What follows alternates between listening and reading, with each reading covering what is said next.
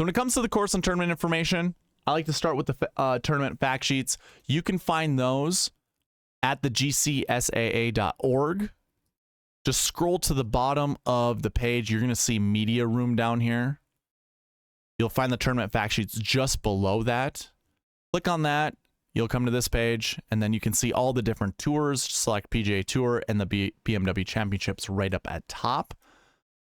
Drill down, or once that pulls up, you'll see the tournament fact sheets. And why I like to look at these are because it gives you data points for researching. Not only does it give you the tournament, which I think tournament history is viable this week.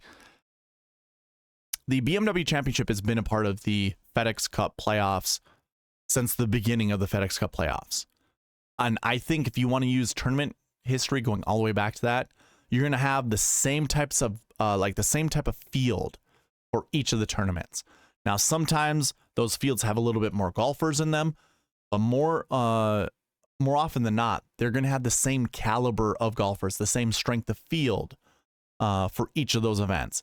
So I think using tournament history is fine. Now, why I say tournament history and not course history is because this tournament doesn't host the same golf course, or the same golf course doesn't host this tournament every single year. Last year, we had the Wilmington Country Club. The year before that, we had Caves Valley Golf Club. And in 2020, we actually have the same tournament, or the same golf course hosting this tournament as we do this year, Olympia Fields. And that is the only year that the PGA Tour has played at Olympia Fields. So keep that in mind. But in 2019, you had Medina. 2018, you had Aronimink. And then we had this kind of back and forth between Conway Farms, Crooked Stick, and Cherry Hills. So you had Conway Farms in 2017, 2015, 2013, Cherry Hills in 2014, and Crooked Stick in 2016. Most of the time, this tournament has been played near Illinois. Some of these, obviously, I think Wilmington was North Carolina. I can't remember where Caves Valley was. Medina's in Illinois. Aronimink is over in Maryland, I believe. So it's not always in the Illinois area, but Conway Farms was near Illinois. I believe Crooked Stick, I think they're both in Illinois, but this is kind of a Midwest tournament, or a Midwest stop, I should say. So you can see Olympia Fields. If you want to use Midwest for a region when it comes to researching, you certainly can. I don't know how much, if you're going to put a weight of 100, if you had 100 weights that you could put towards, different data points, if you had 100 weights in a model, what I would do is probably put like half a point or 1 point into region, but you certainly can. That's how important it is to me. But just throwing it out there, that's a data point you could use.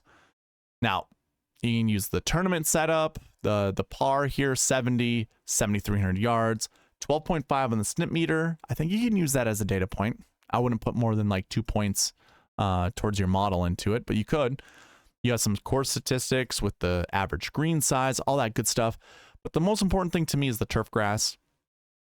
We are on bent grass and POA. So I would use both of those in your models. You certainly get that with the cheat sheet, the SweetSpotDFS cheat sheet. Again, link in the description. But we have bent grass when it comes to your course fit. We also have POA as well. So those are all included. Now, just to give you a heads up, the overall stats here when it comes to bent, overall bent, and top 10%, same applies with POA. Those three stats, those date back to 2013. So some golfers are going to have more events under their belt than others. I think that's fine. You're going to find that if golfers are good on this grass, the more events they play will just prove to you that they are better on those grass surfaces than other people.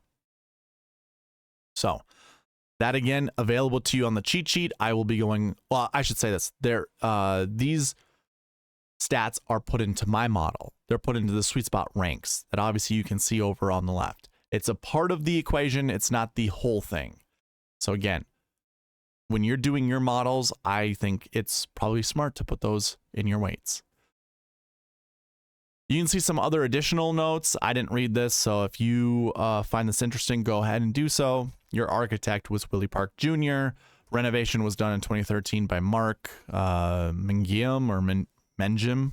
I'm not sure exactly how to say his last name.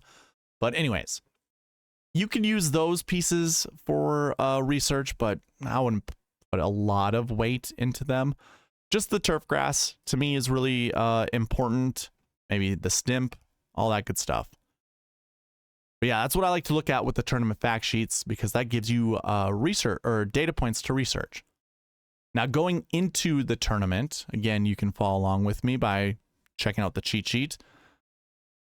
Some things to note: this is there are 50 golfers in this field. Again, this is a playoff event. This is the second leg of the playoffs. So last week we had 70. This week we had 50. Next week we'll have 30. Just so you know, the strength of field with 50 golfers is 668. So this almost acts like a WGC event. You know, the old limited fields that we had.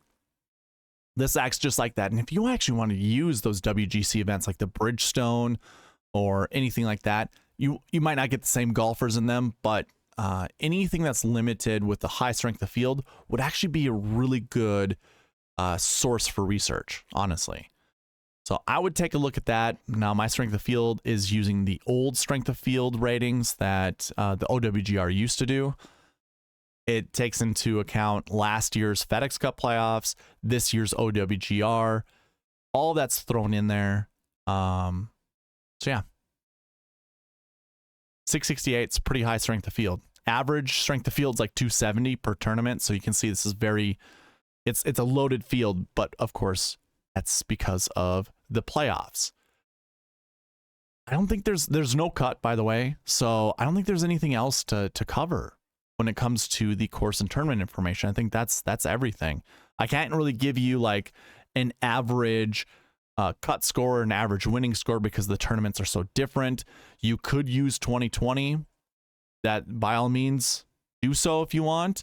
But just remember, that's only 1 year worth of data, and that's the only time the PGA Tour has been at Olympia Field. So I don't know how relevant or how important that's going to be when it comes to your research. I just wouldn't put a lot of weight into that type of research, but you can if you want. But yeah, that will cover the course and tournament information.